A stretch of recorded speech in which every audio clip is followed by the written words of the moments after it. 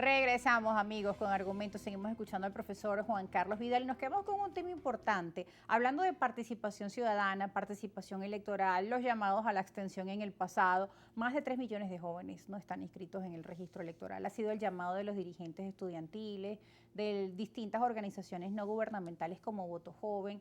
En este sentido, usted también como profesor, pues tiene quizá el pulso, ¿no?, de qué piensan los jóvenes y uno también lo palpa, que a las muchachas pasantes no todas están inscritas. Quizá la lejanía más cierta apatía. En algún momento se dijo, bueno, con elecciones no se logran cambios en el país. E incluso, pues, por parte de la oposición, algunos sectores presentaron planes como la salida, guarimbas, en fin, planes que eran modus rápido, el resultado es ya, e incluso son, cuando uno entra en las redes sociales, son las noticias más virales, así saldremos de este gobierno, no sé qué, o gobierno no sale con votos, bueno, en fin, este gobierno no sale con votos, pero bueno, todos esos mensajes finalmente lograron crear una opinión pública, en la opinión pública el mensaje como que bueno, con las elecciones no se logra nada, cuando sabemos que la abstención pues no favorece en nada a esa oposición que quiere cambios. En este día, 14 de febrero del 24, la humanidad no ha conocido otro método de cambio más efectivo, más duradero y más fuerte en el tiempo que no sea la participación ciudadana y las elecciones. Yo le digo a los alumnos y a quien tiene a bien escucharme que con elecciones sale este y cualquier otro gobierno.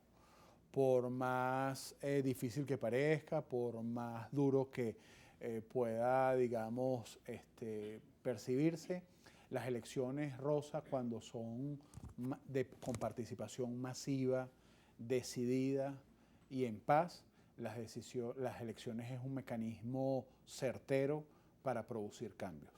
Y de manera que le digo a los jóvenes y a cualquier otro venezolano que tenga la facultad de poder inscribirse y hacerse elector, que estamos ante una magnífica oportunidad de generar el cambio que no lo queremos nosotros, sino que lo quiere el 80% de los venezolanos, 8 de cada 10 venezolanos. Inclusive muchos de ellos que se han identificado en todos estos años como oficialistas están conscientes que el país necesita un cambio. ¿Y por qué el país necesita un cambio? Porque el cambio está en la propia naturaleza humana, sobre todo del hombre cuando actúa en sociedad. Fíjate tú, hace pocas semanas ganó Nayib Bukele en El Salvador. Ganó con más o menos el 87% de los votos, o sea, arrasó. Pues bien, la gente le atribuye, la opinión pública salvadoreña e incluso la opinión pública mundial, le atribuye a Bukele ser un gobernante exitoso, que ha tenido políticas públicas acertadas. Y por eso gana con casi el 90% de los votos. Ahora, en unos años, Bukele, así se mantenga gobernando muy bien, de manera aparentemente muy eficiente, tú verás como dentro de unos años el elector salvadoreño va a buscar otra cosa, ¿no? Por muy bien que lo haga Bukele, porque es intrínseco en el ser humano buscar el cambio. La alternabilidad. La alternabilidad, a veces para bien, a veces para mal, a veces se avanza, a veces se retrocede, pero siempre el ser humano va a tener esa inquietud de buscar algo distinto. Bueno, lo hemos visto en las últimas elecciones en América Latina, gobiernos de derecha pasaron a la izquierda, de izquierda a derecha, y así han hecho en los últimos años, salvo algunas excepciones, entre ellas nuestro país Venezuela, que hemos mantenido 25 años bajo pues, el mismo gobierno, la revolución bolivariana. El caso de Argentina con Milei es claro, el caso de Ecuador con el presidente Noboa, un tipo además muy joven, muy fresco para la opinión pública ecuatoriana. En el caso de Venezuela probablemente no se ha logrado antes el cambio por errores reiterados de la oposición. Bueno, y en base a ese cambio, ahora hay una gran cantidad también de candidatos de la oposición que todos se presentan como ese outsider, esa posibilidad de cambio para nuestro país, aprovechando también estas circunstancias, como tú mencionabas, elementos que hemos visto quizá en otros países ahora también son usados en esto del marketing político por algunas figuras.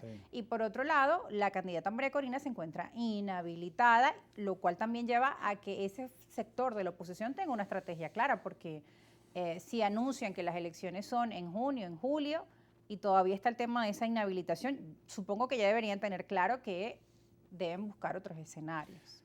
Bueno, tú comentabas en el bloque introductorio del programa que el presidente de la Asamblea Nacional, el diputado Jorge Rodríguez, hacía un llamado a la plataforma unitaria y seguía insistiendo en el tema del diálogo. Sí. Qué bueno que han ido diversos actores políticos para allá, qué bueno que han ido, mencionaba, 8, 9 precandidatos, decía que el 97% de las organizaciones políticas inscritas en el CNE han acudido al llamado de la Asamblea Nacional.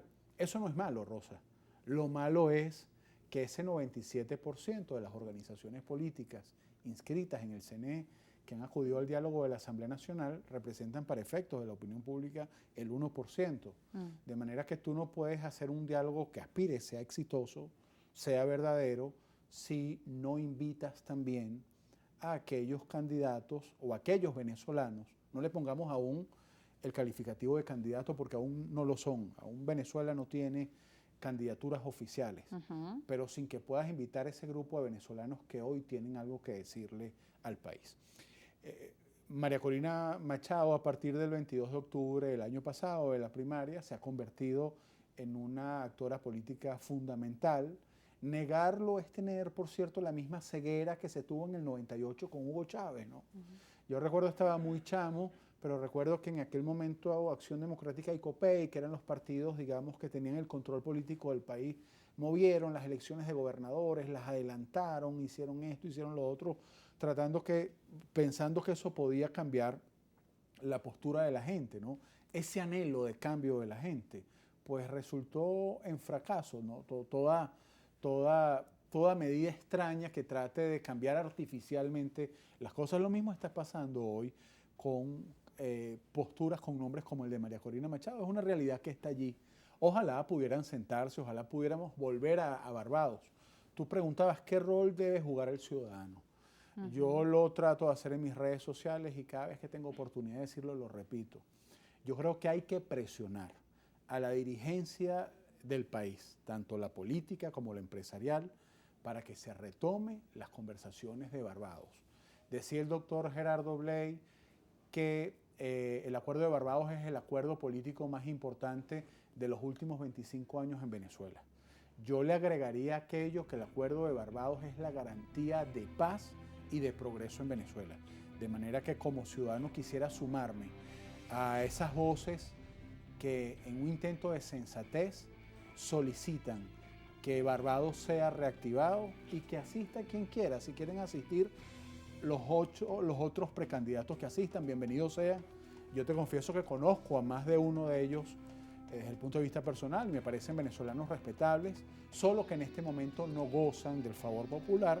Entonces hay que voltear la mirada hacia quienes tienen efectivamente representatividad política y liderazgo. Bien, tenemos que ir a la pausa con este mensaje y este llamado que hace a los ciudadanos. También importante acotar que Jorge Rodríguez aseguró dentro de esta rueda de prensa hace minutos que ese calendario electoral será anunciado este viernes. Así que estaremos muy atentos porque es importante conocer en detalle el cronograma. Muchos sectores dicen, bueno, este anuncio lo debe realizar el Consejo Nacional Electoral, no la Asamblea Nacional. En fin, el proceso, como usted menciona, de diálogo y de escuchar a diferentes sectores de nuestro país es importante. Tenemos que ir a una pausa, al regreso seguiremos hablando de este y otros temas y también sus preguntas. Veo que acá nos están llegando bastantes para el profesor Juan Carlos Vidal y las leeremos al regreso de la pausa.